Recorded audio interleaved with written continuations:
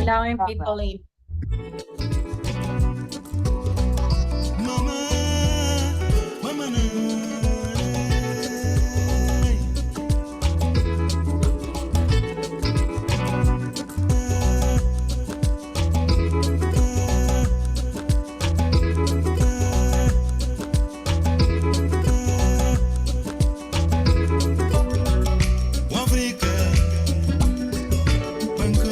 Hi, everybody. We will be waiting for a few seconds for more people to join, and then we will start.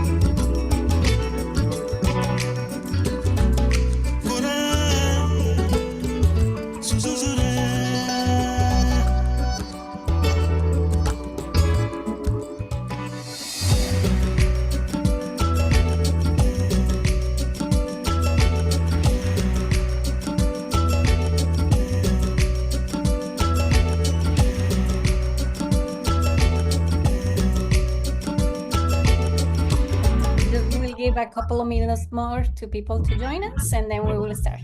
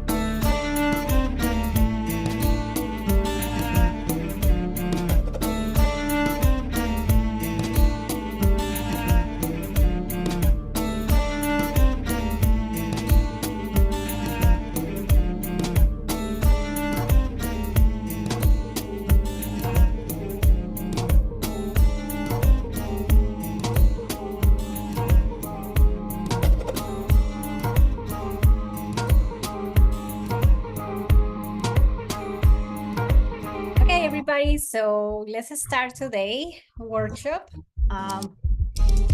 Just to remind you that we're recording these workshops. In case you have any questions, just please hold it until the end, or depending on the speaker, they will let you know if they're ready to ask the questions or not. Just making sure everything is here and set up. To begin with, we are going to be doing the land acknowledgement. We would like to begin by acknowledging that the Tribe Network is located in the Mi'kmaq, the central and unceded territory of the Mi'kmaq, and we acknowledge them as past, present, and future caretakers of this land. This territory is covered by the treaties of peace and friendship with the Mi'kmaq and Wallacoochee, Maliseet people, first signed with the British Crown in 1725. Tribe Network recognizes and honors the many nations of indigenous people who presently live on this land, those who have spent time here, and the ancestors who have hunted and gathered across this land known as Turtle Island, Canada. First, about us a little, the Tribe Network is a leading technology, entrepreneurship, and innovation hub for racialized communities. We are a community of Black, Indigenous, and people of color pursuing entrepreneurship and innovation in Canada. We provide our members access to relevant resources so they create wealth and make the world a better place. About the specific project that we're working today, we work with the Tribe Network's Black Startup Project, which is a unique program providing Black entrepreneurs and business owners in Atlantic Canada with access to service and opportunities in the entrepreneurship and innovation ecosystem to help start, build, and accelerate their business. Our programs deliver education and workshops tailored to Black entrepreneurs, like this one that we're hosting today. I will also like to share about our values. We value lead with love, we nurture community, we have an inclusive leadership, and we practice creativity. And today, to lead with love, we want to give you the best experience possible. And to do that, everyone needs to treat each other with respect. So be mindful of the other's experience. I want to remind you as well that we put the information of the link in, the connection to our two speakers, Katerina and Vanessa, as well to myself. If you want to connect, feel free to drop the link in yourself if you want. With that, I give the floor to Katerina, who will start us today about grants. Thank you, Julia. I want to appreciate everybody that has come in this evening. This is the last session of our financial literacy series, and we'll be covering grants today. So we appreciate you taking the time with us this evening to share and learn more about grants. So we'll start off by just reviewing what grants are. So grants are non-repayable funds that are provided to individuals or organizations for specific purposes. And these are mostly around to support projects or initiatives that organizations or individuals are working on. And we know that the advantages of grants are that, one, they're non-repayable. However, they are very specific to certain projects. Different grants focus on different projects and different initiatives. And some grants also support innovation, because sometimes with innovation that businesses are coming up with, a lot of other funding opportunities like loans are not able to support such initiatives, such as delivering innovation or creating new processes and new products. So grants are a great way to support innovation. A lot of grants also support community projects. This is if you're starting a project to help the youth in your given area, or to have more green spaces in your area. There are some grants that do support the initiatives towards this. We'll now go through the types of grants that you will see. So we'll start off with research grants, and these are awarded to individuals that are mostly in higher education or research organizations that are going into very detailed research. Maybe it's on better improvements on better products or new ways of doing things. And some examples of these grants are such as MyTax. MyTax has a grant that goes specifically to PhD students that are in their research work. So they look get into supporting research work because they come up with some new innovation of doing something. And that's why they're looking to support such innovations. And also the Natural Sciences and Engineering Research Council of Canada, which supports mostly innovation around engineering and clean energy and other such services. Then another type of grants is in-kind donation grants.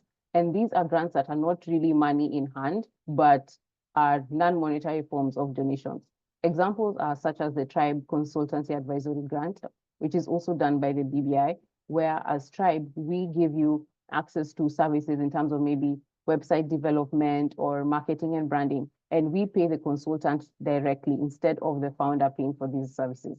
So this money doesn't go directly to the business or the individual. It goes to the consultant that is supporting you on this initiative or project. So that's an example of an in-kind grant. And also there are also types of matching grants. And these sources of funding are those where you put up an amount and the partner organization will match that amount. An example of this is the MyTax program, where when you are looking to hire a student on a certain project or to come on as an intern or to work with you on a certain project, the organization gives 50% of the funds and MyTax will match the other 50%. So it will help subsidize the amount of money that the business is putting up. The other types of grants are for program development, and this is for specific projects or programs such as the Canadian Heritage Grant that supports programs that encourage artistic creativity in a given locality. So that is a specific program that goes to specific types of activities. Then there are also general operating support, and these are in terms of wage subsidies specifically, where an organization, and I think Vanessa will go through a type of wage subsidy called the SMART program, where the organization is given a subsidy to hire somebody. So if you're hiring somebody for a period of 1 year, the funding on an organization will be able to cover maybe 70 to 75% of the salary costs of this person for you to bring them on board. So the organization either only covers 20 to 25%. So that's operating support because you're hiring somebody to bring on board to work for your company. Other examples of grants are capital funding support, and mostly these come from the federal government because they're mainly for large infrastructure projects. And that's an example of that is the Investing in Canada Infrastructure program that is mainly for public transit, green spaces, and also the Enabling Accessibility Fund. And this focuses mainly on organizations that are trying to improve the accessibility of their offices, such that maybe renovations or constructing more accessible facilities. So such type of grants are able to support such renovations. Then we will now go into the different ways in which grants are dispersed, because when you're looking through an application of a potential grant, it's very important for you to know how you'll be given this grant, so you're better able to prepare for when you receive the grant. So an example of this is the reimbursement-based funding. So these are grants where the organization is expected to pay for the services, such as wage subsidies. Some of them work such that the organization will pay the hire, and then the funding organization will reimburse their funds that they used to pay the hire. So the business is expected to have these funds already in hand for them to receive this type of funding. So an example is the Province of Nova Scotia START program, and also Invest Nova Scotia programs, and funding that you may receive from the Atlantic Canada Opportunities Agency. These organizations expect you to have the funds already, expense them, and then you are reimbursed after you give them the necessary documentation to show the amount of spending that you have done. Then another type of grants is the upfront funding, and this is what we like to have because these grants are paid directly into your bank account after approval, and you are easily able to use the funding that you have been given. Examples are such as pitch competitions. So these pitch competition are grants that are given after you've won a pitch and you're given the money directly into your account to use for your business or any activities that you had determined you're going to use them for. Then also another example is the Tribe Network Start Small grant. And this was done in conjunction with Emira, where we were giving between $500 and $1,000 to different businesses that are going to use them for specific activities. And these are funds that were given directly to the businesses. And the other type of grants that the another way that grants can be dispersed is through third-party funding. And as I had previously explained, an example of this is the Tribe Network CAS grant, such that the grant is not given directly to the founder, but is given to a third party. And in this aspect, the third party would be the consultant. So the consultant is able to do the services on behalf of the organization.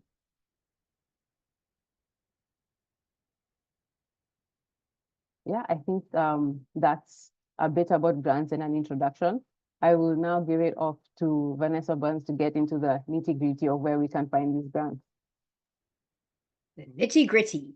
Okay, let me just share my screen. Oh, I can't share my screen. Okay, here we go. Here we go. Okay.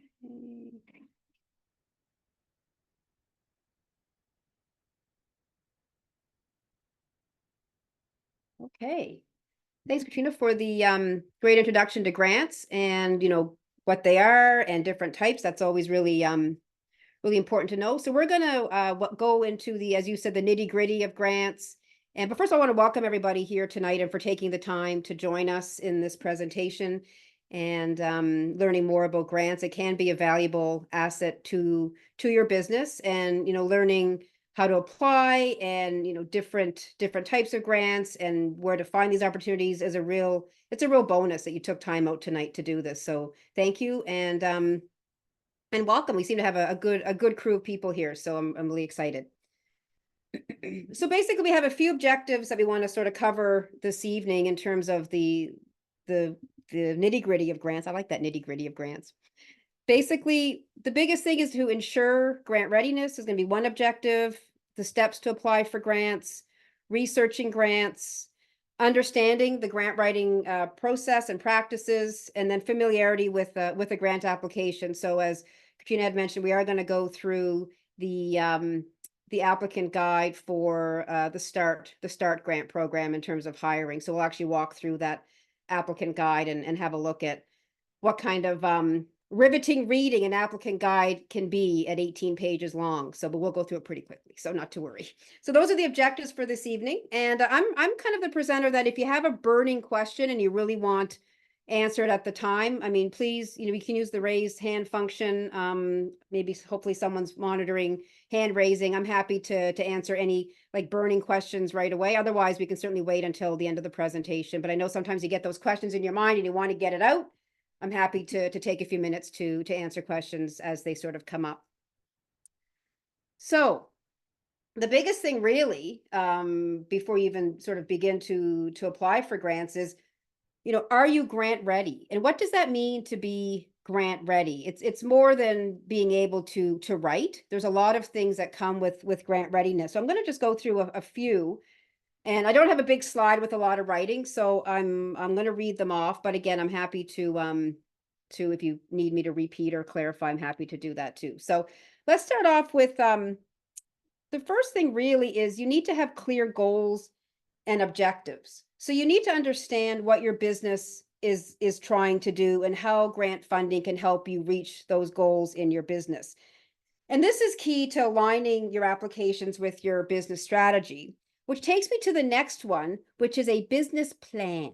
Now, when you say business plan, people go, oh my God, that's a big document. I don't want to get into that. But honestly, a business plan is really your roadmap. And I'm sure that's been discussed many times. If you're either starting a business or you're into your business, you need to have some kind of a plan as to where you want to take your business. Because really the point of grants is to support the growth of your business. And as Katrina said, in areas of like innovation, hiring. I mean, in order to know where you want to look for grants and what type of grants you need to apply for, you need to know what you plan to do in terms of growth. So a business plan is a really important part of being grant ready. It doesn't have to be a huge document, but really, where do you want your business to go? What are your future goals, and how do grants kind of align with those goals? In terms of finances for your business, I mean, some grants do require you have minimum financial earnings. So knowing your financials, ensuring that your business is financially stable, you have a financial management in place. I mean, someone's going to be giving you obviously money to manage from a grant. So make sure that you have like a bank account, and you can access your bank account, and you can manage the money. You have an accountant, or even if you do your own accounting, you can kind of keep track of where the money, because eventually you're going to have to give some kind of final report to a funder about how you use the money and what exactly the project cost, what the cost of the project was. So making sure that you have those financial stability and financial programs in place. Ensure that you have the capacity, to carry out the projects that you're applying for grants. So ensure that you have, like if you're looking to hire, staff, ensure that you have the supports to, bring on a new staff, that you have the supports to train new staff. It's really great to put, forward applications for grants for different projects. But if you don't have the infrastructure to deliver on those projects, then you may have to give the money back, which isn't always a good thing. So make sure that you're able to deliver the project you say you're going to be delivering with the grant. So, make sure you have those things in place for your business.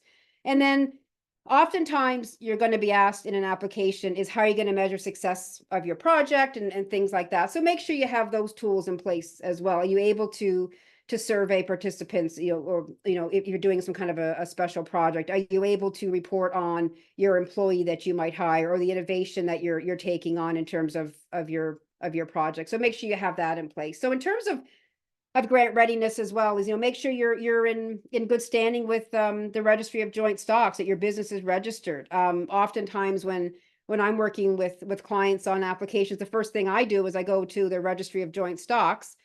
And if I see, default or not current, not even registered, those are red flags for grant readiness. So make sure that your business is registered and is in good standing with the Registry of Joint Stocks. So those are a few things that you want to consider when you're thinking about your, ensuring that your small business is what we call grant ready. And as you can see, there's a toolbox there as well. I call these things for your toolbox. And I mean, a lot of other things you can put in that toolbox, as well as understanding, what your business is, what your story is, what kind of projects you're going to do. So those are all part of your grant ready toolbox. And that's a really important toolbox to have in order to be in a position to apply for grant funding. Oh, little click there on the arrow key. So there's really 4 steps that you need to take to apply for a grant. The first one is obviously, the first main one is really to make sure you're grant ready. But once you're kind of know that you're grant ready, the next phase really is research and sort of understanding what grants are you eligible for. One thing I always say is, when you're looking for grants, you really don't want to try and fit a circle into a square. So you want to make sure that you understand what type of grants you're going to be researching and, where to find those opportunities. And we're going to talk a little bit about research in this presentation. Preparing your application. So you found your opportunities, you're ready to, prepare your application. Prepare means everything from, gathering information to writing the application to, collecting any support materials you might need, doing any kind of collaborative approaches or partnerships. Those are all part of preparing your application. The third one is submitting. A lot of applications these days are done online. So you'll set up some kind of maybe an online login for a portal. You may click on a link and it'll take you to a website that you have to apply through. So a lot of applications are done online. Very rarely will you see something that needs to be physically, I guess, mailed in. Email is always an option. You may see, especially with some funders, is they'd like you to email them the application.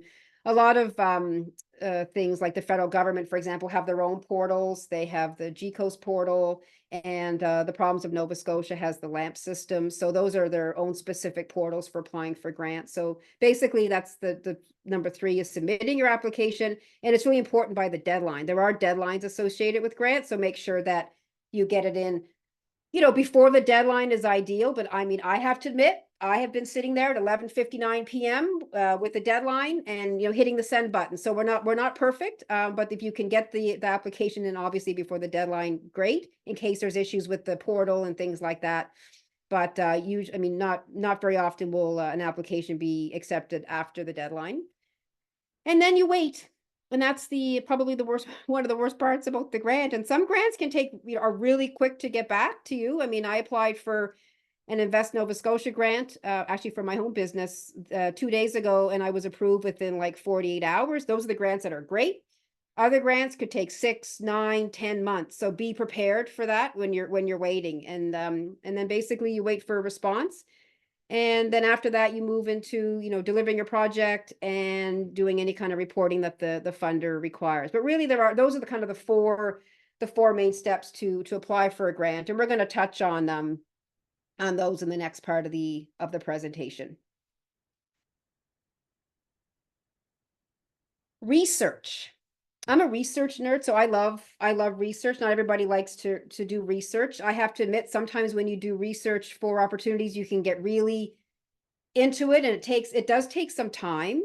There are tools that can help with your research. Some are free tools, some are subscription-based tools, and some are, you know, other websites that you can check out that may share opportunities in terms of grants. So I'm going to just give you a few ideas for tools that you can use to look for grants that may be suitable for your business. So these are some of the ones that, you know, kind of come up. So the federal government actually has, you know, a search tool for grants and funding under their website. You type in different parameters of your business, and then it will give you a list of grants. Now, obviously, the grants that come up, you'll have to kind of sift through to make sure they're appropriate, but you can put in different keywords. That's why knowing what type of projects you're looking to apply for is really important, because those keywords are going to be key in terms of applying for opportunities. So make sure that you know what you're looking for when you use that kind of search tool. The Province of Nova Scotia, they have, I mean, all these government departments, all these governments have different departments. So basically, Nova Scotia has the Department of Communities, Cultures, and Heritage. They have like a whole like raft of grant services there. I mean, grant opportunities there. They have to kind of click on one by one. So it's a little bit of a process. But if you log into the federal government site and you log into the Province of Nova Scotia site, you know, you will find different departments. You will find ways that you can access looking for grants. The other thing too is you can subscribe to newsletters for various, you know, government departments, and they will potentially, you know, send you opportunities. You can, you know, follow them on social media. So you can follow different departments in terms of if they're active on social media, and see if they're applying, if they're releasing any new grants. It's really, and, you know, and talking to other folks as well. I mean, someone may hear of an opportunity and, you know, share it out. I know in my own LinkedIn profile, I'll always share opportunities with those who, you know, follow me and on LinkedIn. So you can always find opportunities that way, join different groups, you know. So there's those two kind of opportunities. There are ways that you can find those government grants. The next two are a little bit, the Pocketed one is a subscription-based service. It's actually out of Vancouver. They actually have a pay what you can option. So if you can't afford the full subscription, you can do a pay what you can, which I think is great.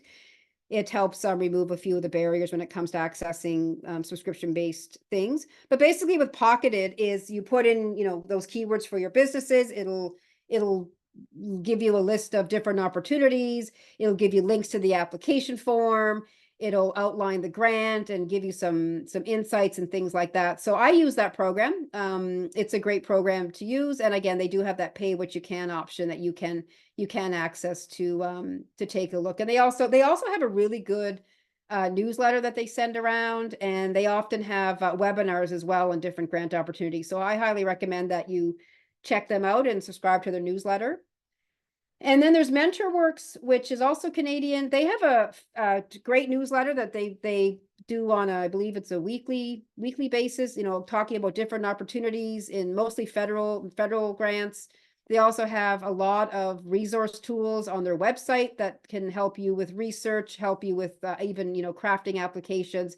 It's a good resource as well. So I would recommend, you know, subscribing to their newsletter and seeing what kind of opportunities they might send. Sometimes they send opportunities that are for, you know, very, very large companies with a lot of revenue. And sometimes they send opportunities that are a good match for, you know, for smaller organizations as well. But they also have webinars that will lead you through, you know, upcoming grant opportunities or, you know, what's coming down the federal kind of funding pipe. So I would highly recommend subscribing to their newsletter.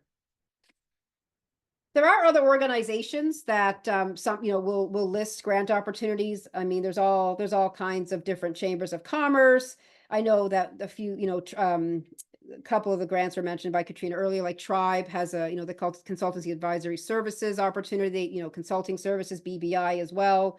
CBDC also has a consultancy advisory services program. I mean, any of these, this is just you know, a handful of kind of what's out there, but it gives you an idea of different organizations that are you know, out there that will share opportunities, that may even have a granting program themselves that can help, you know, your business grow in different ways. So definitely recommend checking these out in terms of, you know, finding some opportunities that may fit your business. Are there any questions so far, or are we feeling pretty good there? The chat looks quiet. Okay. So if I see anything, I will let you know. Okay, great. I'll continue to check in because I want to make sure that we don't miss anything as we're going along. So basically, when you sort of done your research and you've identified a few grants, and the biggest thing, as I said before, is when you're looking for opportunities, you want to make sure that there's a fit.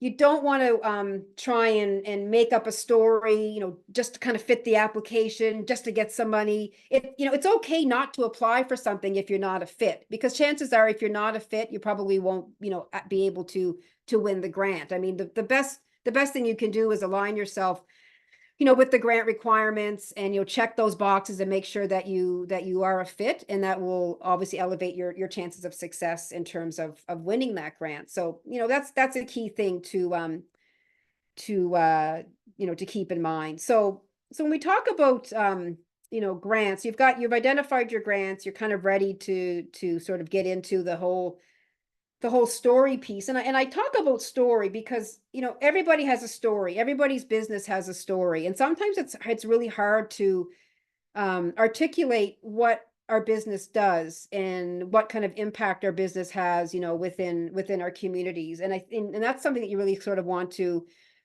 consider when you're looking at writing grant applications, is what is your story? And I'm going to ask you know, there's a few questions you want to ask yourself to help sort of, you know, build that story when it comes to grant applications. So a few of the questions to kind of consider are, you know, the biggest thing really is, what problem are you trying to solve with grant money? So as was kind of talked about before, I mean, grants, I like to put the quotations around the free money, because yes, it's money that someone will give to your business, but usually, and as was talked about before, you know, it's usually tied in with something. Not very often will someone say, here's a grant, do what you want with it, you know, whatever. Most times it's associated with some type of a project. That's why those pillars we talked about, like the innovation, the hiring, the exporting, the research, the training, like those are all pillars where grants sort of fall in. So even though, yes, it's that sort of, you know, free money, what problem is this grant money going to solve for your business? Is it going to solve a gap in your staffing?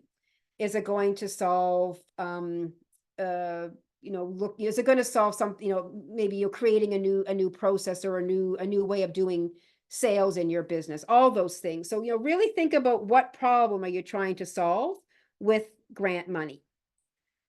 The second one, and I've kind of talked about this a couple of times already, is, you know, do you fit the requirements of the application?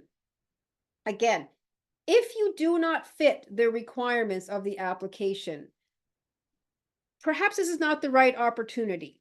If you are struggling to sort of answer these questions or craft the story in terms of a specific application, probably not the right application. So really keep that in mind, you know, when you're looking at opportunities. And the other thing too is if you see an opportunity, and we go back to that whole grant readiness piece, is make sure that you're able to deliver on the story that you're going to tell. So there's no point, you know, making things bigger than they really are. You know, it's really, in terms of this case, you know, tell an honest story. So make sure you have everything in place, and the facts that you're sharing, you're able to deliver. So honesty is very good in this case in terms of crafting your story. What are the benefits of this particular project you're looking for in terms of accessing grant funding? Is it going to create jobs? Is it going to create an innovative product? Is it going to expand your product or services, you know, outside of the province, outside of the country? Is it going to help you increase your revenue? All these things. Like, what is the benefit of this project? What is the cost? I mean, obviously, you need the grant money to help cover the cost. So what is the cost of your project? What is it going to cost to hire an employee? What is it going to cost to do, you know, research and development of a new product? What is it going to cost to implement a new system? These are all really important things to sort of think about when you're doing your budgeting for grants, because most times you're going to have a budget template you have to fill out, and believe it or not, funders can tell when you've inflated the numbers. So you really want to make sure that it's accurate. Sometimes you may have to provide quotes in terms of, you know, putting your budget together for especially if you're purchasing equipment, things along those lines. So make sure that you're really understanding the cost of your project. The other thing is sustainability. And this is kind of one of those things is, you know, how are you going to support the project once the money's gone? Is it a one-time thing? Do you have a plan in place? So if you're going to hire an employee, for example, you've got funding to have the employee on for, let's say, 52 weeks. What happens after 52 weeks? In some cases, they expect you to hire the employee and you know, pay out of your own sort of pocket. Is it just a 1-year type of contract? You know, how does that look? What is the sustainability of your project? Sometimes in grant applications, you're going to see how will you know this project was a success? So how are you going to measure those results? Are you going to, you know, survey your employee to see, you know, how their term went? Are you going to look at your percentage of, you know, did your sales increase because of a new process? You know, you finally put something online. Are you getting more orders, more exposure? Like, how are you going to measure how your project is successful? Are there any risks? I mean, every project, you know, could potentially have a risk. I mean, if you're hiring a new employee, what if they don't work out? What's going to happen after that? You know, these are all things you have to kind of think about. If you're looking at implementing a new system, maybe the risk is, you know, people that work in the company don't understand how it works. Okay, you obviously have to invest in a little bit more training. So these are all the things you want to think about when you're thinking about telling that story. Is, you know, what is the risk of the project? So those are kind of things that, you know, to sort of keep in mind when you're thinking about starting to kind of write that story. I mean, it's difficult to talk about, believe it or not, sometimes it's difficult to talk about ourselves as a business. So if you really kind of sit down and sort of think about, you know, a few of these questions, the story will start to craft itself. And when you do that, when you get into actually writing, you know, the grant application questions, you will have a lot of these questions answered because you would have gone through the process of answering, you know, these particular questions about your project. So that's kind of, you know, formulating your story before you actually put, you know, the pen, I guess, the pen to the paper sounds kind of old-fashioned. Let's put the keys to the typewriter in this, or the typewriter's dated myself there too. The keys to the computer, you know, in terms of really putting that story into an application. So when you're writing your application, there are a few kind of tips and tricks that you want to really, you know, think about.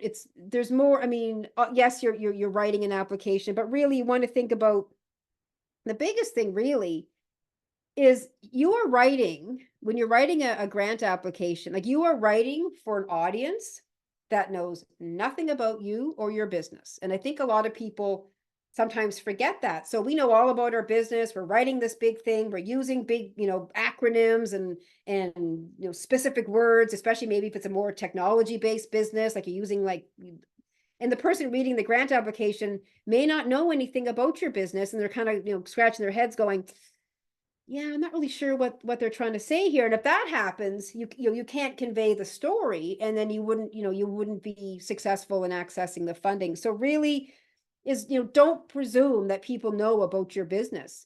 Don't presume that people know what these acronyms mean. So usually when you're writing, you can, if you have an acronym, spell it out first, and then in brackets, put the acronym, and then you can use the acronym throughout the document because you would have identified in the beginning of the document what that acronym means. So really make sure that you're writing for an audience that doesn't know anything about you. And the other thing that, is really good is when you've got an application kind of drafted, is bring someone in that knows that, that can give you an honest, that's the key, an honest opinion, that maybe doesn't know a lot about your business as well and can read your application, and they could have the same eyes as someone who was going to award you grant money. So bringing in that second set of eyes is always a very valuable thing. When you're writing as well, one thing you're going to notice in grant applications is word counts and character counts. And I'm going to tell you a story, because when I was working in the nonprofit sector, I was a director of development for a youth organization, and we were applying for a Canadian Jumpstart grant. And I said to the programs director at my organization, can you please write me a blurb on the program? I told him we had 500 words, or 500 characters, excuse me. So I get this written piece back from the program director, and he's all excited. I wrote the best thing. This is going to sound great, but it's 500 words. Well, 500 words is very different than, let's say, 500 characters.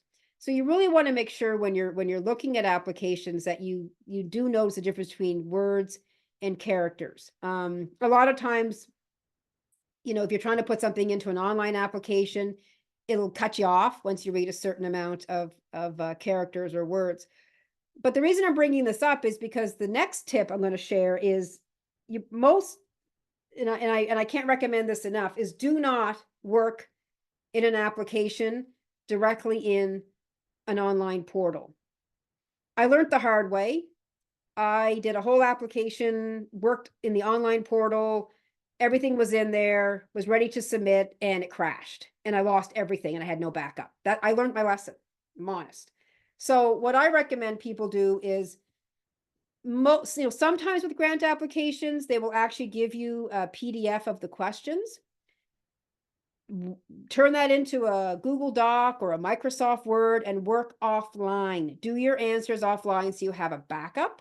So you can, craft your answers. You can collaborate on your answers with other people. Do that. And then when you're ready to go into the online portal, it's literally cut and paste. Whoop, my arrow key got. Let's go back. Is a cut and paste.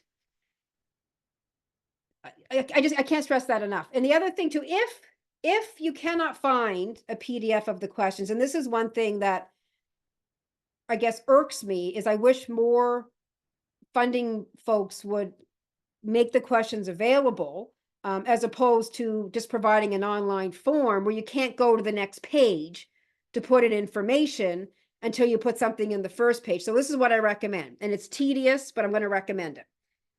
You get on an online application, you'll see the first page of questions. Highlight the whole page, cut it, and paste it into a Word or a Google Doc. And then what you can do is, I call it gobbledygook, is type in a bunch of gobbledygook in the application just to get to the next page. You're not going to be submitting. You can't submit until there'll be a submit button. You won't be doing that. You'll be just going next page. Same thing. Highlight, copy and paste the questions into a Word or Google Doc and work offline. Then you start building your application. It's tedious. It's unfair. I really wish that more folks would provide the questions in advance. You're starting to see some applications that are doing that, but there are many that still don't. So, if you take 15, 20 minutes to, even make it the most half an hour to do that, it'll save you a lot of I guess, heartache at the end if your online application portal crashes. So please do not work directly in online applications. Please get those questions into a workable document and then work from there. One thing that I get, that is out there that I'm sure you're all thinking is, well, ChatGPT, we have all these AI tools. I can go in there and answer all the questions, just type in the grant question and it's going to spit out an answer. I'm going to cut and paste it into my application. I can't sit here and say, you do you. However, that comes with a lot of caution. A lot of times when you read the answer, it doesn't make any sense. It's not written for your business. There's sometimes, could be plagiarism, could be using somebody else's work, somebody else's words. So what I recommend you do is, you can craft an answer using your own words. And these AI tools, they're out there. They're not going anywhere. They're there to assist. They're there to enhance. Listen, I'm a grant professional and I have it on my computer because this is what I use it for. I've written something. I want to check the readability level. How clear is it? Maybe I've written something and I'm going, I really want to, maybe use a different word here, a different word there. I use it for that. You can check word counts. You can, you can craft things in it that is using your own language, as opposed to just, writing in a question and expecting it to deliver a magic answer. I had someone say to me once, well, we write all our grant applications using ChatGPT. We just cut and paste the answers. And I was like, so, well, how are you doing with it? Well, we're not getting many grants. I'm like, well, yeah, okay, no wonder. It's not written for your business. So, absolutely, the tools are there. Use them, but use them wisely and use them cautiously.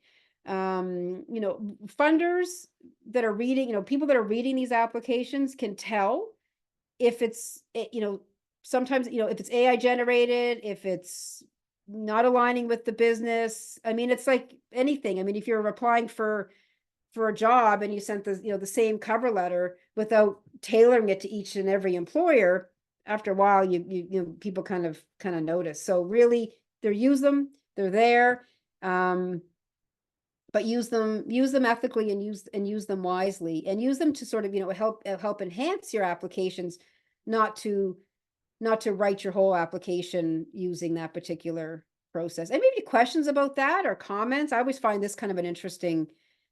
We have a couple of questions. in Okay, the chat. great. So Great. one of that one is from Bridget Williams. She says, what if you are overlooked because you're not in Ontario or in the West Coast? And she also asks why does some grants ask which grants you have received and will opt out if you receive a grant, even though it's not for the same project. Okay, so we got two. And I know Bridget, so let me see. Check. So Hi, Vanessa. hi, Bridget. No, thanks for asking the question. No So problem. what if you're overlooked? So I think I know what you're alluding to there. So basically, I mean, sometimes what happens, and you might know the answer, but sometimes what happens is, let's say it's a call for a national grant, and there'll be X number of dollars of funding available. Most times what happens is if it's a federal government opportunity, let's say, they will appoint what we call intermediaries in each kind of area to kind of oversee disbursement of grant funding. The bigger provinces get the most money. I know it's that's the way it's structured. And unfortunately, Ontario and West Coast, they do get the bulk of the money. I don't know how to answer that question, Bridget. It's a great question. I wish I could. I think honestly, there needs to be some changes in the whole sort of allocation of grants. I know in Atlantic Canada, we get very little of an actual call. Like, let's say it's like a $450 million national grant out there. I think Nova Scotia saw like maybe 2 million of that, which is tiny, tiny piece of the pie, which really doesn't fund a lot of projects. So I don't have an answer for that, Bridget. I wish I did. But that's a great question. And I mean, but in terms of, why do some grants ask which grants you received, and will opt out if you receive a grant, even though it's not for the same I've seen applications ask to list other funders, and this shows the person who's awarding grants that they're not going to be the only people supporting the entire project, that you're actually looking for other sources of funding. And sometimes it can be in kind, which means, some kind of product or service donation. Sometimes it doesn't have to be confirmed, but as long as you have an application in with some other folks, you can put that in. I'd love to hear just for a second, Bridget, on why they would, where you've seen that they would opt out if you receive the grant. I'd love to hear more about that. I had last year submitted an application with one organization, and I submitted an application. Another organization asked if I had received funding from a particular organization, and I said yes, and they opted out. And I'm like, so what's going on here? Why does that have anything to do with them? And what if the project's different? It doesn't make any sense. I mean, that's just stupid. So why are you advertising you're going to be there to support if you're actually not going to support? Right. The only time I've seen that is if, for example, if you're applying for federal student wage funding, and you're also applying or summer student funding, and you're also applying for provincial summer student funding, you can't double dip. So if you're getting federal money, you may get a very small percentage of provincial money. Sometimes what you see in applications is especially it's mostly for government, if you received funding from this particular department, you're not able to access funding from this particular department. I'm not sure if that's the situation that you were in, Bridget, but I've only seen it kind of with in terms of government. No, it was not government. I love, you and I love to talk offline about that, because that's a first for me. We need to talk, because I just find if people are saying, or if it's not just the application, but it's the stuff sometimes that's in the application, you go through it and then you get stuck because they have this thing in there. And I'm like, so what was the point of sending it out and saying you're going to support us if we can't go further because of this? Right. There's always blocks in some of these grants so that they don't support us. Well, you're right.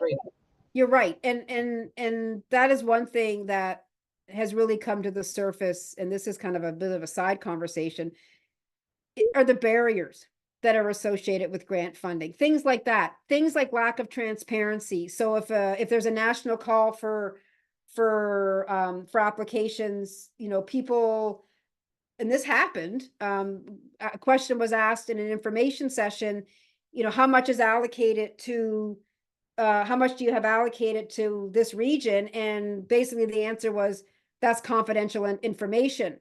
I call BS on that, because it's federal money. And so there are barriers, no question about it. I mean, it's well known that organizations that are, Indigenous and Black organizations get maybe 1% of philanthropic dollars. So there's so many barriers, and we wish we had a magic wand to change them. But I mean, it's folks like you just that to speak out on these challenges, and I would love to get a room full of funders and have folks such as yourself, Bridget, in front of these funders saying this is the problem. That might happen, so stay tuned. But I mean, there are barriers, and I'm noticing another question in the chat about limitations for rural areas. Again, sometimes grants are specifically for rural areas. A lot of grants are out, applications come from urban organizations. So there's really an imbalance in terms of where the grant funding is going, and we need to have that change. And the only way that that's going to change is if people speak up in front of folks that are actually giving out the money. I And think that, sorry for interrupting you. that's okay.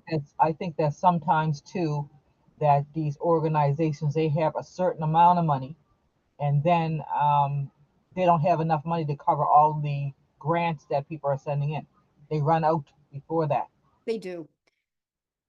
And I did see a comment here about they look at how long you've been in business. Great example. Here is a Canadian Digital Adoption Program grant.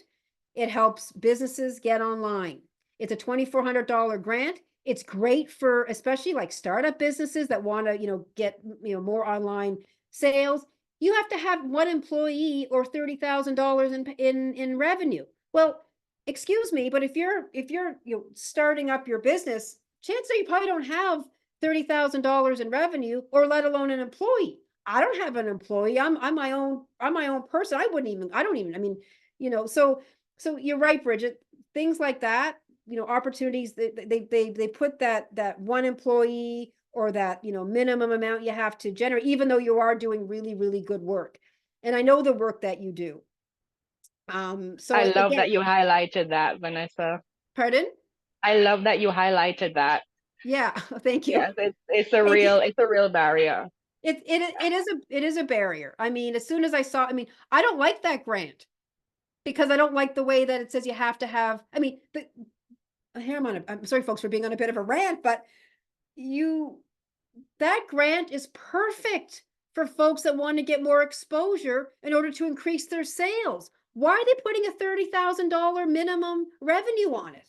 That makes no sense to me. No sense.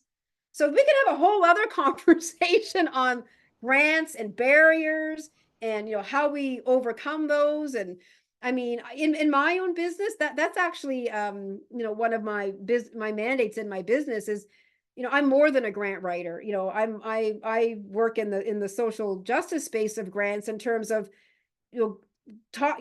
wanting to talk to funders and changing these processes. And you need to take away these things because people that need these resources can access them. And so these have to change. So I see there's another question in the chat really quickly is I've recently moved to Canada from India. Am I eligible to be covered for grants? It really depends on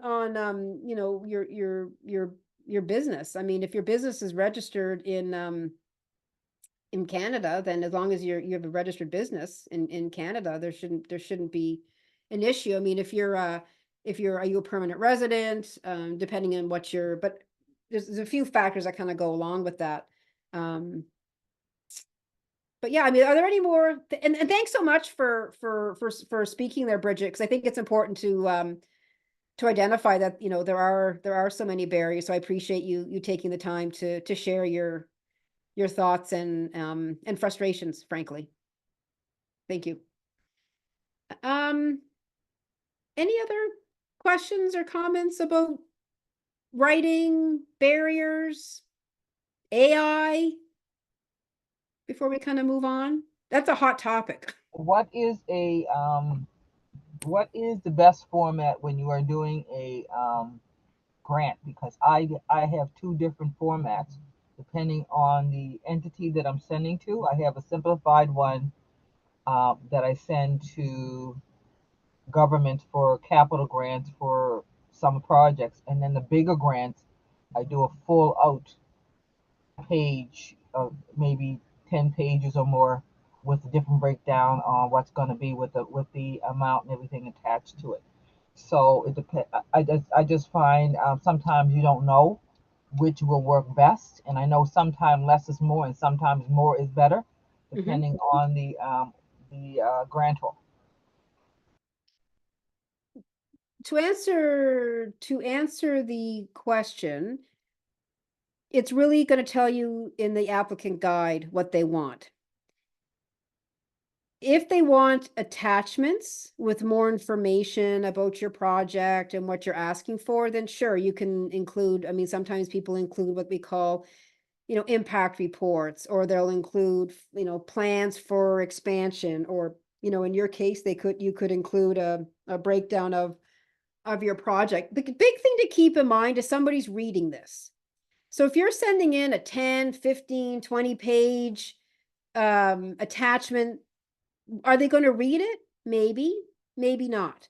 I So think it depends on the grantor, because some would like more details yes, because they want to know about you and they want to see statistics, things like that. They want to see, and I might do more than one project for the grant. So I have to specify exactly what the grant's going to be designated to. So I give a little blurb in each section saying, this is what this is going to accomplish, this is what this, like that kind of thing. And then, Mhm. of course, they might want a copy of your finances Mhm. from the former year. And then Mhm. also you have to put your budget in there so they can see your budget breakdown of what you're asking for.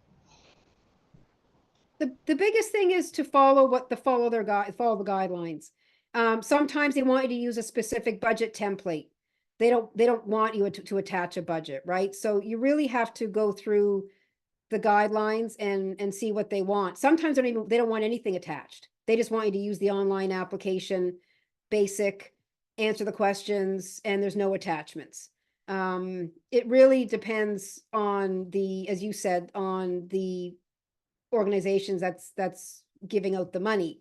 Like I've written grants that they don't want anything. They provided the budget template. I answer 3 or 4 or 5 questions, and that they don't even want attachments. They don't even want to see financial. It depends on and I have other ones where they want a board of directors listing. They want your registration status. They want a Yes, whole different exactly. budget. So Those are really, the ones. pardon? Those are the ones. Yeah. So, I mean, as long as the information you're providing is of value, and it supports, like if you're applying, here's the thing, if you're applying for a grant, for like general operating funding, which is few and far between, but if you're applying for general operating costs, then you'll talk about your organization in your attachments. If you're applying for a grant specifically focused on, let's say in your case, but specifically focusing on food security issues, let's say, so providing backpacks to the community with food items, your attachments should it should be focused. I mean, unless they're asking specifically for an attachment that talks about your organization, if they're saying in the application form, please attach further information about your project, only attach attachments that are related to the project. Otherwise, it's too much information. So I mean, normally when if I was doing an application talking about, let's say, food security and providing backpacks, the attachment I would provide would be either testimonials from folks who have used the program before. I would provide an attachment outlining the project in a bit more detail, because maybe I only had 1,000 characters to really describe the project in the online application form. I wouldn't be providing all kinds of information on all the other projects we did, unless I was attaching a very simple impact report, if they ask for that. Now you'll see on some applications they'll say, please do not attach, and I've seen this, please do not attach impact reports or anything like that. So again, you really have to kind of follow the guidelines. We have another question in the we have another barrier will be grants that don't clearly state what you will need to spend your resources first and then be reimbursed. Yes, that's completely agree. And you're going to see that with a lot of the hiring grants. You need to pay your employee first, and then you get reimbursed. But you're right, sometimes it's not clear. That's why I cannot stress enough is to read the applicant guide. And we're going to go through the applicant guide for the START program and see what they say, because a lot of the information that you're looking for is in that guide. Now, with that being said, it's not the most exciting reading. Some government applicant guides are 70 pages long. That's that's a lot of reading. I mean, I'm a grant consultant, so, you know, or businesses hire me to read these guides and highlight things and work through it. But I mean, if you're doing an application, please, you know, read that applicant guide, because a lot of the questions that you may have are most likely answered in the guide. The other thing too is a lot of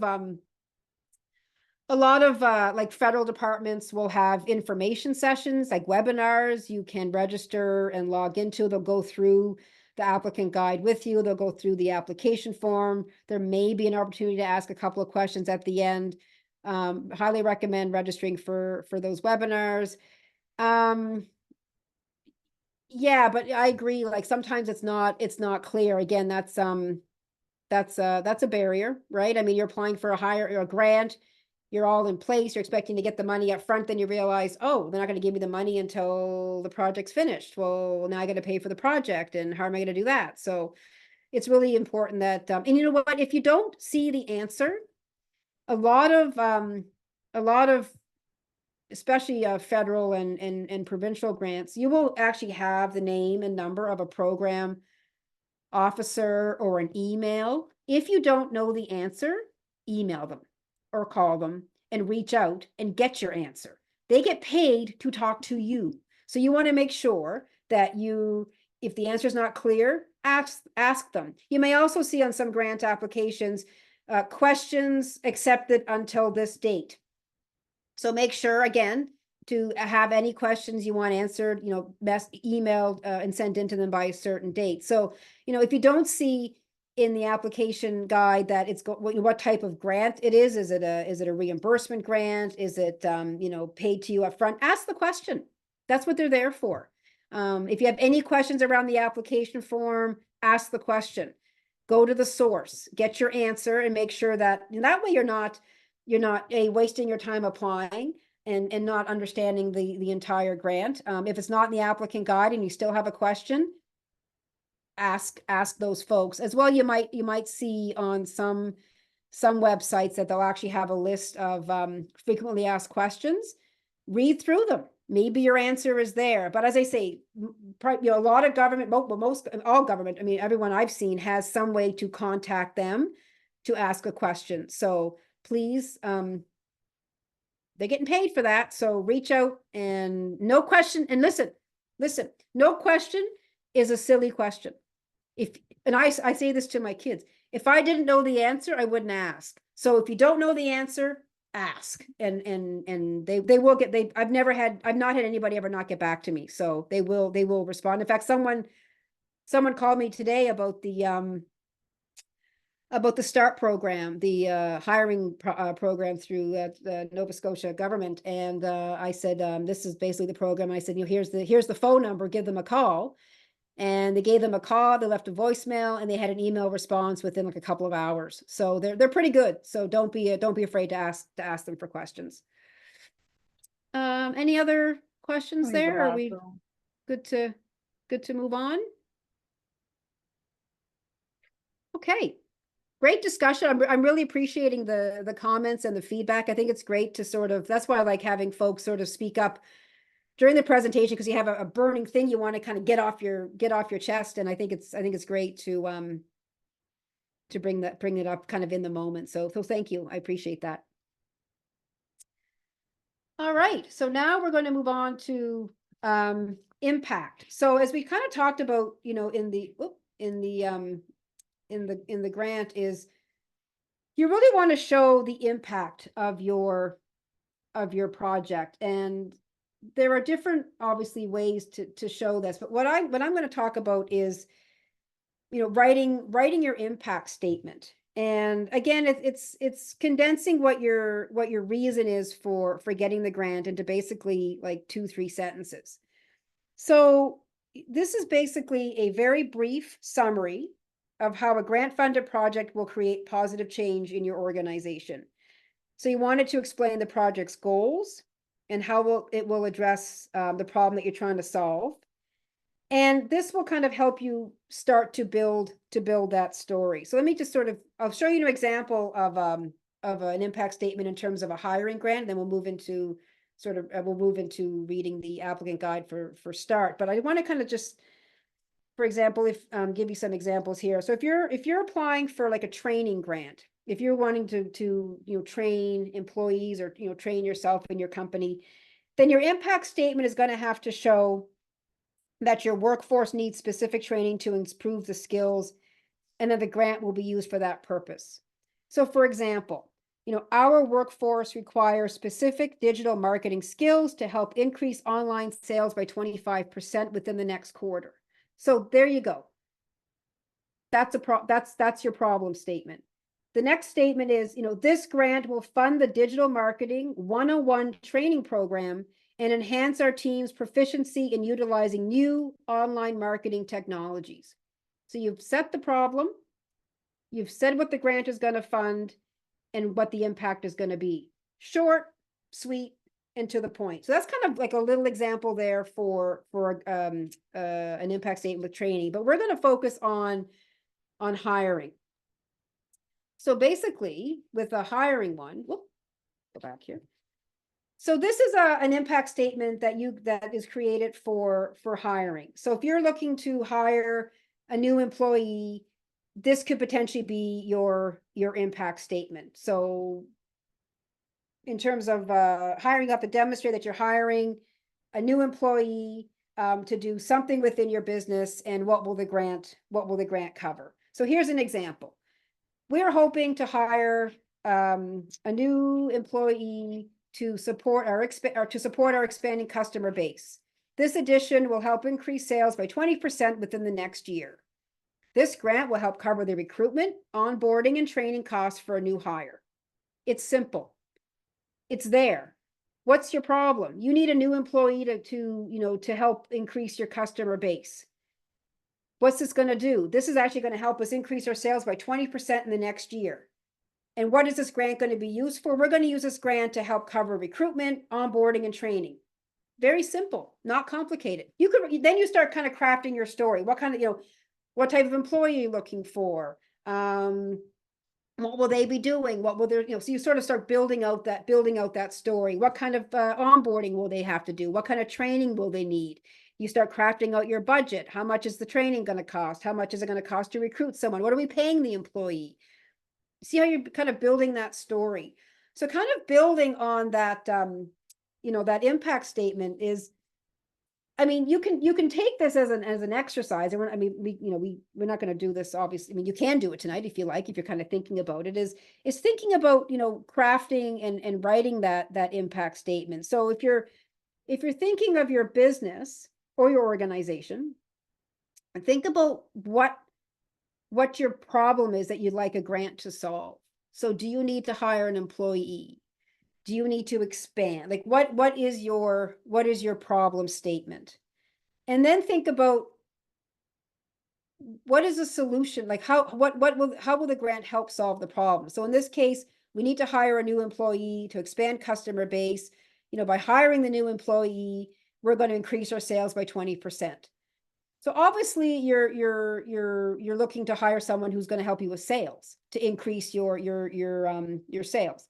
So you've got your problem, you've got your solution, and then you can sort of think about what will the grant help pay for? What will the grant be used for? Because that's important. You have to sort of show that as well. So you can kind of think about that after this presentation is, what does my impact statement look like, for my business? And they're all going to be different.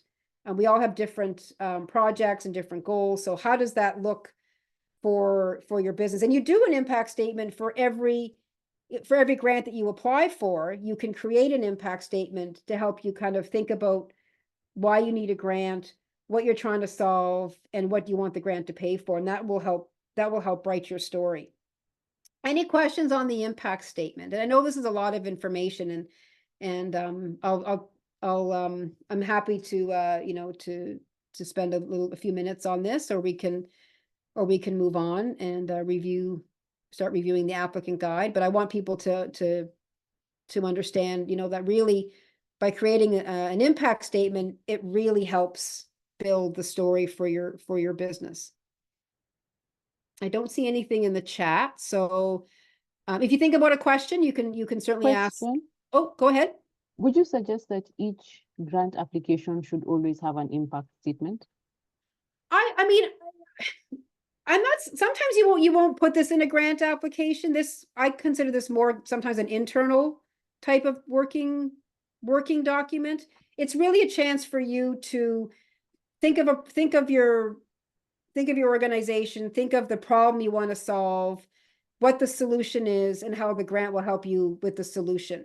So sometimes a grant application will ask you to explain what your impact is. Sometimes a grant application will want you to summarize the project. By doing this, it kind of helps you create all those answers in an application. Okay. Does that answer your question? Yes. Okay. I Great. just find, sorry for interrupting again. That's okay. I just find sometimes that depending on, when you go to the information sessions for the grant, Yes. and I listen to what they're saying, and sometimes they want details. So I have a statistics report with a breakdown of the different projects, Mm-hmm. and it showcases the number of people that we've helped. And I also have a one that shows the number of projects, the number of hours, like different things, depending on what it is that they need. Yeah. So that goes in there, because when you say I want details, I'm like, okay, so they want details. So I make sure I provide them with maybe a little bit more information, because they want to see, like, when we started, the number of board members, the volunteers, that kind of thing as well. That also increased. So I showcase that in some cases, so they can see that we've grown since the beginning.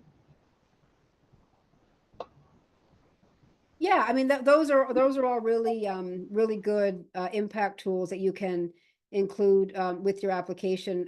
Absolutely, and it's great to listen to what they're saying in these sessions. And the other thing too is that actually brings up another good point, is when you're thinking about writing grant applications, is use some of the language that they're using. So, for example, if they're talking about young people, then sort of intersperse the term youth with young people. Use some of their terminology to sort of let them know that you've actually read what they're supporting, and you've actually taken the time to read their applicant guide. This is, in this case, the impact statement really is for you as an entrepreneur or business owner, whoever's sort of doing the grants, is to kind of think about where your gaps are and what problems you want to solve. So again, this could strictly be an internal document that will help you craft and help you find opportunities. But I agree, like it's good to have some of those other impact things as well. But you're right, listen to what they're asking for, and use some of their language as well if it's appropriate. We have a question in the chat. Is Okay. asked, does the goal match up with the impactment statement? So the impactment statement should mirror the goal? Yeah, like, I mean, you could call this a goal statement. I mean, your goal here is to hire someone to help you increase sales, right? So your impact is you're going to hire someone, and the impact of hiring someone is to increase sales. So there is a correlation, between the two. Thank you. You're welcome. Thanks for asking. That was Kevin, was it? Yes. Okay, Hi, great. Thank you Kevin. for asking. Oh, Bridget. Another question, Sure. Vanessa, is I find, like, we just did our, how you have to report back to them after the grant has been used. Yes. I just found that they wanted a breakdown. We have a breakdown, but they also wanted a breakdown to how many women, men, and others that you supported. Yes. So I had some information, but then I put the bulk in others but I said going forward, I know that I have to put that in the next reporting that we do. Yes. It's something to look out for. Absolutely, and I'm gonna I actually have a slide on here saying what's next. But thank you for bringing that up, because it's true. Like, once you get the grant, you have to do some kind of a report, and as Bridget was saying, they could ask you for all kinds of things. So it's really important to collect statistics, and that's where that whole kind of measurement piece comes in. Is how are you measuring the success? How many people have have been impacted by the work that you're doing as a result of this grant. You know, in terms of this case, did your sales increase by 20%? You know, what were your sales before you hired the employee? And what were your sales after you hired the employee in the course of time that they were with your organization? So that's a really important thing to know. And that's why I say, like, free money for the grant, because you have to do work. You have to do work as well when they give you the money. So thanks for bringing that up, Bridget. So I'm going to minimize this screen, and I'm going to bring up the applicant guide for the START grant. And what I want this to be is basically to give you an idea of what an applicant guide looks like. This particular guide actually walks through the application form. So it kind of gives you a little bit of a preview of the questions. It tells you what you have to do in order to apply for the grant. So let me just bear with me for a little bit of a technical change of screen here. And I'm going to just stop this. I'm going to share a new tab. So 1 second, please. Okay,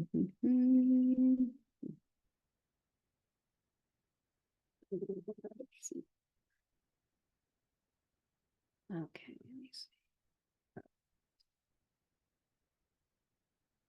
Can we all see this screen with the start? Yeah. Can you? Yes, we Okay, do. good. Great. Okay. So I'm going to walk through this with you. So this particular grant is through the province of Nova Scotia. It's a grant that helps you hire an employee for your team. Usually it's someone who is currently unemployed, looking to get back into the workforce. It's a program that allows you to bring on an employee. The province will give you up to a certain amount for the employee for a certain amount of time. And the objectives are really, as you'll see in the guide, is to either, you know, keep the employee on as a member of your team, or give them enough skills that they're able to go and find other employment. So when you're applying for a grant, the first thing you need to do is to take the time and go through these applicant guides. Like, as I said, they're not the most, you know, they are interesting. I mean, I like reading them, but sometimes they're not the most fun reading. Let's just use a simple term there. But it's, you know, everything you want to know about the grant is technically in this guide. So let's just see if it's in this guide. And I want to, you know, this is a hiring grant. So let's keep in mind, and when you're looking through this, let's keep in mind and look and see if they actually tell you that it's a reimbursement fund, and see what they say. And if we can't find it, then that's an omission, and we'll have to get back to them and say you omitted something in your applicant guide. So if you're reading the guide, obviously there's a table of contents, kind of tells you what we're going to be looking at. There's like introduction, pre-application conditions, principles, eligibility, policies, how to apply. This is to the LAMPS portal, form links, access, sections, employee information. And you can see this is not a short guide. It's a few pages long. Again, this is all going through the application itself, other resources, and then they're giving you some other places you can look for information. So that is the table of contents. At any time I'm going a little too fast through the guide, just please just let me know, but I'll try and go at a decent pace just so we can all have a chance to look. So what I've done is I've gone through the guide and I've highlighted a few things. So basically, here we are, the start of the guide. This tells you exactly what the program is. It's a wage incentive program. So right there, it tells you this is an incentive to bring on an employee. And it's done by the Department of Labor, Skills and Immigration. So that kind of gives you an introduction. The next paragraph I highlighted, if you read through it, is the amount of support available is dependent upon the employment being offered, the skills, and then it talks about how much they're going to give you. And this one says up to a maximum of $25,000 per hire. So you can access up to, doesn't mean you're going to get 25, but it says up to $25,000 per hire.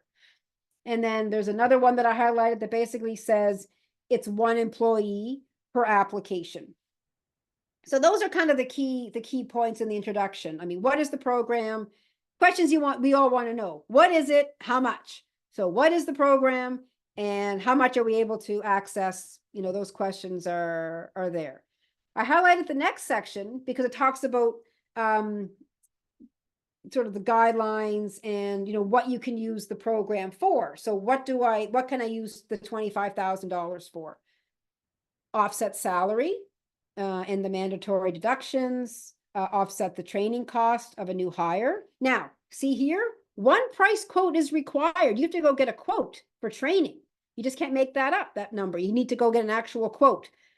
And then this one is to offset equipment and or cost of a new hire. So here you need 2 quotes. You have to provide 2 quotes if you're going to provide any kind of equipment. So let's say you're buying them a new laptop, computer, or anything like that. You have to get quotes for that and include it with this application. That's 2 quotes. So those are things to keep in mind. Another thing to keep in mind here is as an employer, you can only submit 1 application for start. 1 application. So that's, you know, keep that in mind. And then obviously the next section is what you need to provide. So you need to have workplace accident insurance coverage. You need to be in compliance with Registry of Joint Stocks because most businesses and nonprofits need to register before they start operating. So you need to, again, be in good standing, like I said before, with Registry of Joint Stocks. They will not review incomplete applications, hence why we're reading this applicant guide. So you know right away what it is, how much, what it can be used for, and I need to have insurance coverage for my employees, and I need to provide quotes for certain things, and I have to be in compliance with Registry of Joint Stocks. There you are. That's kind of your, you know, grant readiness, grant information, grant knowledge. This particular section here is talking about more the what an agreement would look like, you know, if you were successful with the grant. Now, one thing to keep in mind with START is you can apply as an employer, and you can apply as an individual. I'm only going to be focusing on the employer part of the application form, not so much applying as an individual, because folks on this call are entrepreneurs and business owners. But if you are an individual and you are looking to get back into the workforce, and you have the opportunity you found a company you might want to work with, you can apply as an individual. But for this purposes, we're only going to focus on the employer. So the biggest thing here to look at is when you use this grant, the position you have to hire them for is part of your normal business operations, not a specifically created job for the purpose of using funding. So for example, you need to hire someone who is going to be part of your regular operations, not a special project officer. Okay. That's, obviously a good thing to note. And there's a couple of other things there as well. So here, the START program should ideally lead to a permanent job with the employer, or at minimum, a subsequent one with another employer. So it's important to understand that this grant, ideally, what they want you to do is have the funding for the first year, and then you're going to keep them on your payroll the second year once the funding kind of, runs out. Again, the funding, cannot be used to fund municipal, provincial, or federal positions. Okay, that seems pretty fair. So those are kind of the key things there. What happens in the next section is basically what the responsibility will be in terms of Employment Nova Scotia, who are the folks awarding the money for this program.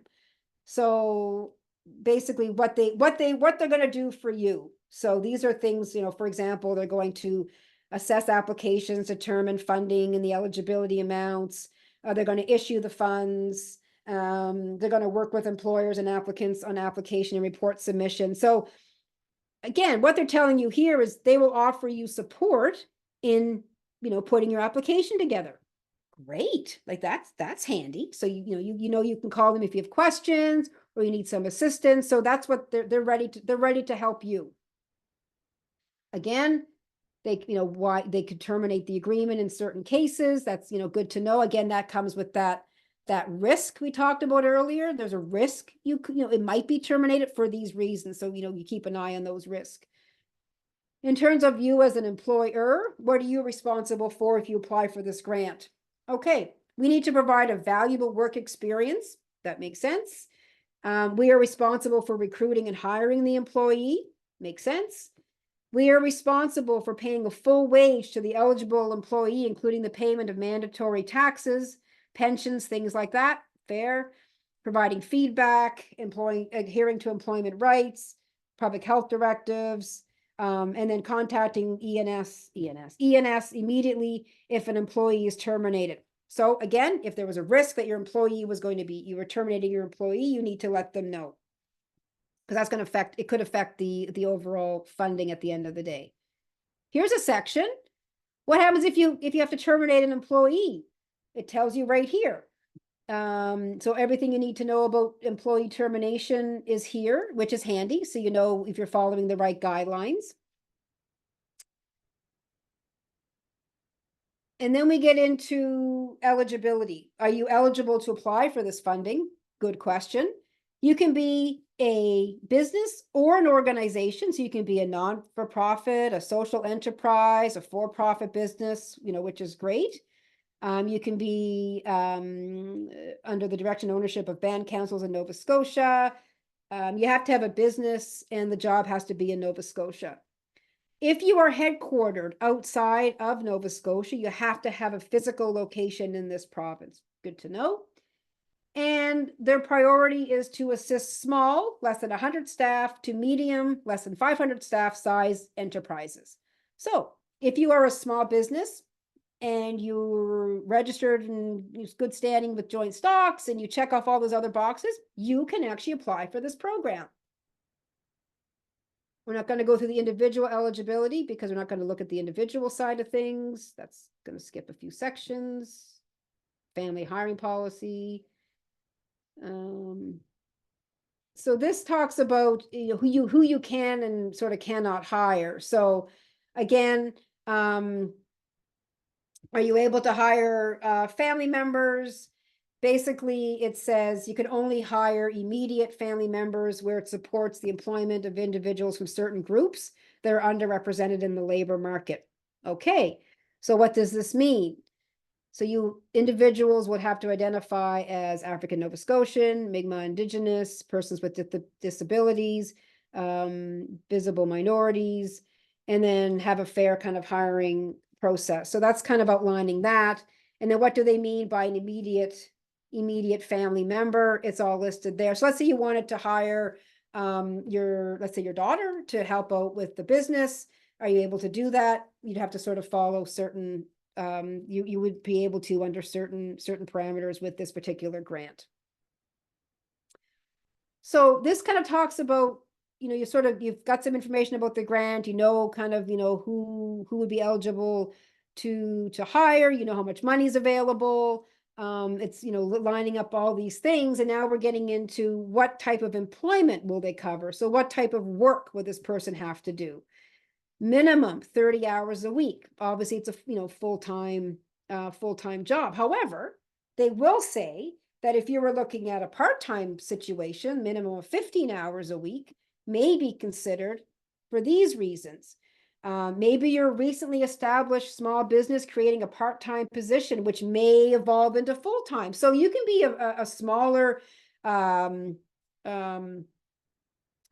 company that may only have the resources to bring somebody in part-time with the plan that may be in your business plan to bring somebody on full-time. That's okay. That sounds reasonable. Obviously where you're having special accommodation for persons with disabilities, and then cases for where this particular part-time situation is the norm in a particular industry. Okay, so if the industry that you're working with is only a 15-hour work week for whatever reason, maybe it's high stress or whatever. I mean, you could do an exception under this program. Again, we have a little bit more information, but you can kind of see when I'm going through the guide that it's giving you details. It's probably answering a few of your questions. It's it's lining sort of things up in terms of what kind of questions are going to be asked on the application form. And you'll see that as we kind of go through this, but really good information to know. So you can see if you're definitely going to be able to check the boxes off in terms of applying for this fund. So what are ineligible employment? So if you have a strictly commission-based job, doesn't qualify. If you have employment that is already funded through the Labor Market Development Agency, Workforce Development Agreement, or Department of Community Services, doesn't qualify. So if you have a position that's already funded through these funding sources, you can't apply. Back to what Bridget was bringing up before was if you say you have funding from one source, you won't be eligible for this source. Here's an example. And then you can't use the funding if the employment is going to displace other employees that are working for the company, and it's not for summer employment. If you're looking for a hiring grant for hiring a summer student, then the federal summer jobs program or the skills program through the province would help support a summer student. So this grant is not for summer employment. So once you sort of got all that sort of information, then you kind of get into, now you think, well, how do I apply for this funding? So in this particular case, it's a bit of a process. You have to have access to LAMPS. Now you're thinking, what the heck is LAMPS? LAMPS is the Labor Market Program Support System. This is the overall system the province uses for applications. So you have to register for a LAMPS account. So before you can even put in an application, you need to have a LAMPS account. How do I get a LAMPS account? It'll tell you all the information you need here. So you have to be registered for LAMPS. It's a one-time registration process. I've done it on behalf of clients. They ask for banking information so they can, obviously deposit funds. They ask for some information on your company. And then they send you the login information and, you go from there. So they tell you right here how to apply for LAMPS. They tell you, download these two forms. So you can see the EFT form, and then they have an external access form. So you complete these forms. Obviously, this form is talking about your organization's legal name, address, all those things. And then the EFT form is kind of your bank information. So they'll know where to sort of deposit your checks. You submit all that to an email address, the two forms, and then they will send you information back. It's all here. You'll get an invitation to access LAMPS email. So right there, and then okay, I need to watch my email for an invitation from LAMPS. It'll expire within 30 days. So you'll know that link will come in fairly quickly. So you keep an eye on your email, and then basically you follow the steps. You click on it, and you're good to go. So once you kind of have that set up, then you can actually go into LAMPS and start applying for programs. That's a whole session in itself, is how to navigate LAMPS, how to get into LAMPS, how to find programs for LAMPS. And I'm not going to get into that too heavy, but basically when you click on LAMPS, it's an online type of portal. You can search grants, and then it'll bring up the application forms that you need. So again, it'll tell you exactly what to do in this applicant guide. So if you want to apply for the START programs, you click on that link. Once you're logged in, you can, under the left menu, you go to apply for funding, you look for the listed programs, and you hit the one that says START. That seems pretty simple. And then once you're kind of, in there, you'll find the portal. Now, here we go. Once you're in this, as I said, you don't really want to be working in the portal. And last time I was on LAMPS, they didn't give me the questions to look at. So what this applicant guide is going to give you are the actual questions that you will see in the online form, which is great. So you can actually read when we go through the rest of this guide, you'll see the questions appear.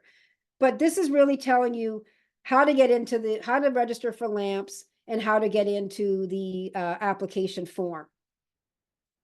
So we're now going to get into the application form itself. So it's telling you kind of what you need to do before you apply, what kind of documents you're going to need. and what kind of, if there's any links to help you with the program. That's all under, again, the LAMPS portal. So what I recommend you do is, if you're applying for this particular program, is register for your LAMPS account, get your login, go into LAMPS, find the program, click on it, and sort of see what's available.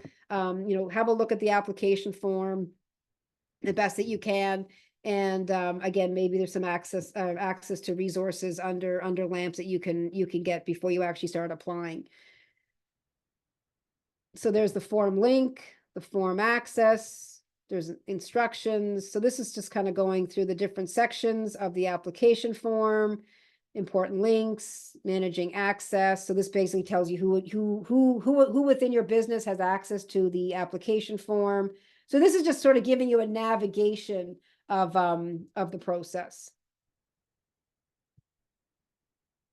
So now when you're in the applicant guide, you're seeing, okay, here are basically the questions. This is going to ask you information about your organization. So you want to make sure you're able to answer these questions. Do you have this information available? It's going to ask you about your employees at your organization. Are they full-time, part-time, seasonal? Again, we talked about workplace safety. They're going to talk about that. That was mentioned above. Here's another one. Indicate if your organization has received funding from any sources in the past 12 months for this program. Have you received START before? Is this the first time you're applying? Have you received funding for another position? What is the contact information? Where are you located? This is all pretty easy answers. Now we start getting more into the position information, and this is going to be a little bit more in detail. So this is what you need to know when you're applying for the position. So what type of position is it? It'll give you a list of options. What's the title? What's the description, qualifications? Where is it going to be? Where's the location? What's the start date? What's the end date? How many weeks is it going to be? It doesn't really say here, how many weeks that you can ask for. Seasonal position, what's the hourly wage? How many hours per week? Now, by reading the applicant guide that you have to have at least 30 hours minimum a week, unless you're going for the exception at 15. So when you put in hours per week, unless you have an exception, it should be 30 plus. Annual salary. So if you're looking for a $25,000 grant and you want to pay your employee, $50,000, then the $25,000 would be 50% of the cost. So what is the annual salary? Is it a designated trade? What trade? Again, indicate if you're receiving federal, provincial assistance for the position. What are you applying for other grants for this position? Remember, I gave you a list of opportunities above it, would be a conflict. Are any employees currently on layoff, vacation, maternity leave that this position may displace? Now, remember what we said in the applicant guide, that this position can't be used to displace employees. So interesting. Budget information, they'll want to know different budget items, salary, cost, hourly rate. They tell you right there, hourly rate times hours per week, number of weeks, all this stuff. They talk about the MERC, which is mandatory, like EI, CPP. Training costs. Again, this all boils down to knowing what your budget is, what is it going to cost you, other costs. Do you know who you're going to hire? Do you have a person in mind? And information about the employee, if you know them, if you know who you're going to hire, their last name, first name. Are they a family member? Have they worked for organization? So, you can see that's basically the application form. So you can take this and answer the questions, offline. Then we just get into quickly legal signing officers. This will actually ask you about supporting documents. There'll be a drop-down menu that'll tell you what they are. Usually they're like if you have to get the quotes you have to attach, anything like that would be considered a supporting document. Again, a job description must be submitted. That will be a supporting document. And then the last part is form summary and submit your application. So you can see that the questions that are going to be on the application form are in this applicant guide. So that's why it's really important to read these guides, because everything you sort of need to know is in here. I still don't see in this guide what kind of grant this is. If they're going to pay you up front, or if they're going to pay you after the fact. Maybe I'm missing it, but I've read this guide and I have not seen this in this guide.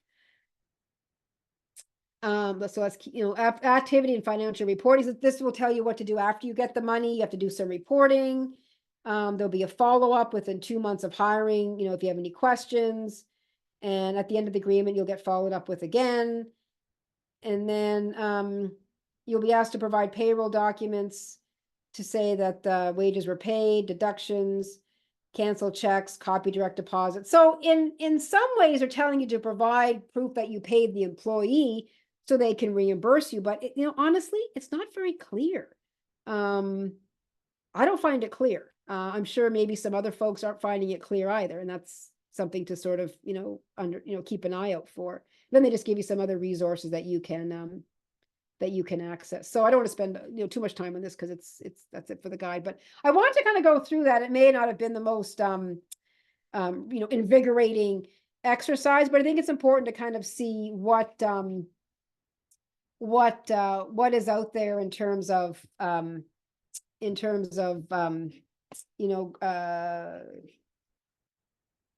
what does an applicant guide look like? And just get my presentation back here. And what does an applicant guide look like? I mean, that was a good one. I mean, it had the application questions in it, but I'm going to ask folks out there, did you see anywhere in the applicant guide where it said they would reimburse you at the end of the agreement?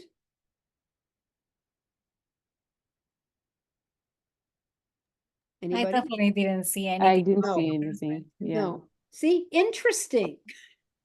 And this is a really used program that has been around for a long time.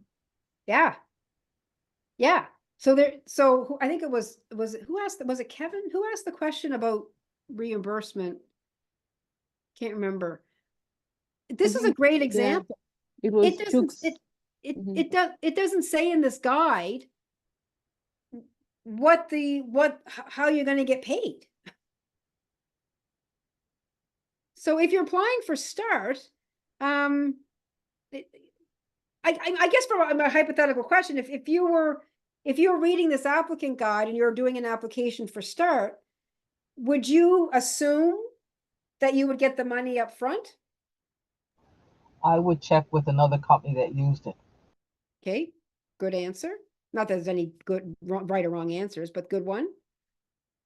And you can be honest. Like if you said tonight, I would presume that I would get the money up front. That's totally okay because the guy didn't tell you. So if you're going to apply for START, that you might want to. I would recommend reaching out to the number that they provide and ask the question. Now, maybe when you call them and ask them about the application and they send you an email back, they may make it clear. But as we saw tonight, this is the issue with some of these things is they're not clear. And so someone, like folks that are applying for this, need to go back to the folks at the START program and say, listen, nowhere in your applicant guide does it say how this money will be dispersed. You need to update your guide. There's my project. There's our project. It doesn't have even like a frequently asked questions or anything like that in their website at all. Like it doesn't say anything at all about how the money is going to be. Like, yeah, it doesn't have it any place. Right. So this is the issue is funders have, they put out applicant guides. Great. Fantastic. But they're not answering the questions that we as folks who are applying want to know. Because I could apply under my business for the START program. And I'm a grant professional. I didn't see that information. And I read these guides all the time. So I think, and sort of talk really quickly about those barrier things is I challenge and I put it out there, we read through this tonight as a group. I would almost contact them and say, hey, by the way, we're reading your applicant guide and nowhere does it say what kind of reimbursement this is. There's no frequently asked questions. They don't know this unless people start to speak up. So I'm going to make it a note in my mind to actually get in touch with them and say, you need to fix this. Because what's going to happen is people are going to apply for your program thinking they get the money up front and then realize, uh-oh, maybe I don't. That was kind of a lot of information there. I mean, as I said, it probably wasn't the most exciting, but I think we found out a lot of things that were missing and kind of brought to light a little bit of you know, where some of the gaps are when it comes to grants. After all that, and this is what we want to see approved. Now, we all know that grants is not a 100% guaranteed process. However, you do the best you can and put in the best application that you can. Once you hit that submit button, it's out of your hands. I mean, I'm a grant professional, you know, success rates, the average success rate for a grant is 30%, 1 in 10. Not very good stats.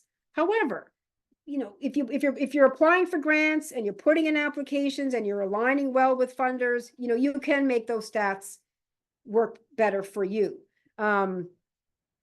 Question is, you know, if someone says they have 100% success rate, that says to me that you're not applying, you're only applying for the same stuff over and over again. The thing about grants is you have to put yourself out there. You have to apply for opportunities, because I always say for every no, there's a yes around the corner. Like, I mean, I'm working with clients now who have never received grants and are suddenly, you know, seeing success. They've applied for some things. We've changed a few things around.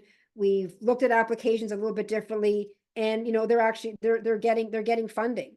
So it's really important, you know, to get that approved sort of letter sent to you or email, however it comes, is to kind of follow a few of these guidelines. But with that being said, if you are not approved, it doesn't necessarily mean that your application was poorly written or not great. I mean, sometimes they actually do run out of resources, or you know, you've met all the minimum requirements, but there's, you know, applications that maybe, especially if they're using like a scoring system, scored a little higher. Again, it's a subjective thing. We could go on and on about you know, biases when it comes to awarding funding. I know that there was a recent round of funding where they had members of the community selecting applications. I mean, that comes with a bias as well. Like, what if someone doesn't like an organization or what? I mean, so it's a very subjective way of awarding money. And but as I say, if you're not approved, it doesn't mean that you've done a poor application. It means that, you know, there's might be something else to do with the application. So, you know, don't let that fear of not being approved limit you from applying, because you have to start somewhere. And I always say, you know, success rate for me is seeing businesses such as yours start applying for funding and, you know, putting yourself out there, putting out applications, finding opportunities, because maybe you were, you know, we were scared to apply for grants before, but now you're feeling a little bit more comfortable about the process and you want to explore some opportunities, and you know, see what else is out there. So, you know, if you're interested in you know, looking for more opportunities, you know, and kind of seeing what's out there, I'm happy to you know, to offer resources to help you move forward in your grant process.